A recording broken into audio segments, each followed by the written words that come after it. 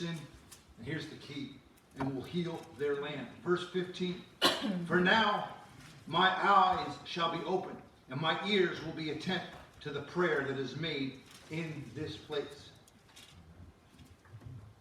This past week they had a prayer march in Washington, D.C.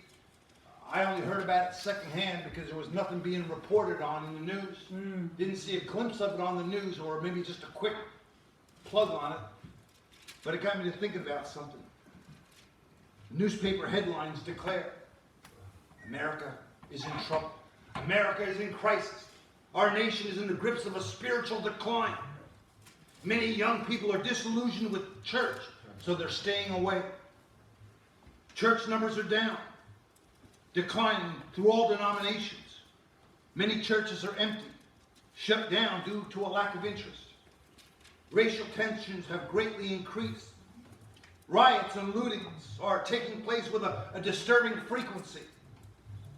Our nation finds itself on the brink of war because of all the division that's tearing our country apart. Businesses are closing.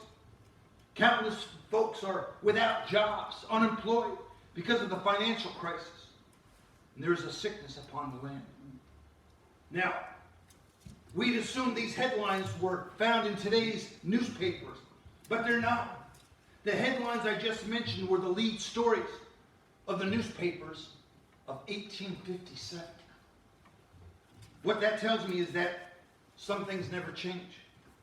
The troubles we're facing today, the darkness upon our land today, they were dealing with the same thing in 1857, right before the Civil War took place.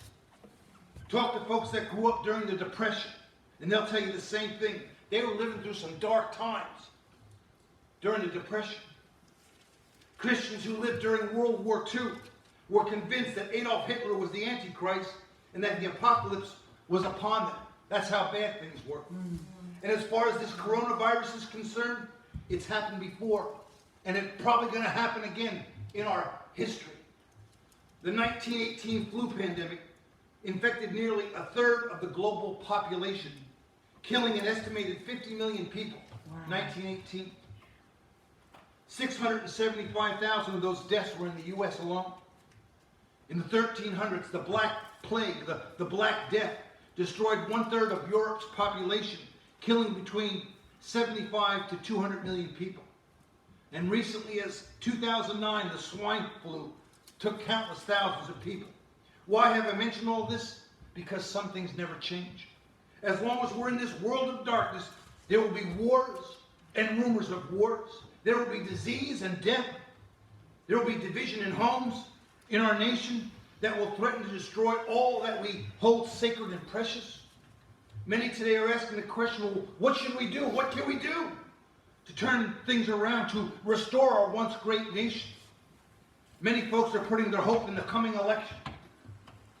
They've convinced themselves that if their candidate wins, all will be well.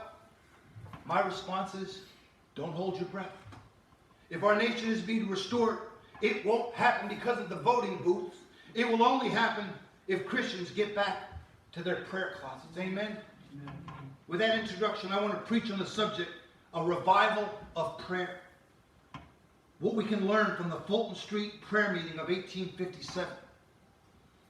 In the autumn of 1857, New York was in the midst of financial failure, which greatly affected its 1 million people. Several banks had collapsed. Over 30,000 people were unemployed. Drunkenness and street violence was rampant. Racial tensions had divided the land and would lead to the coming Civil War. And as stated earlier, churches were in decline. Numbers were down. And a generation of young men showed more interest in drinking and carousing than the things of God. And there was a spiritual darkness upon the land. Note, one man wrote this: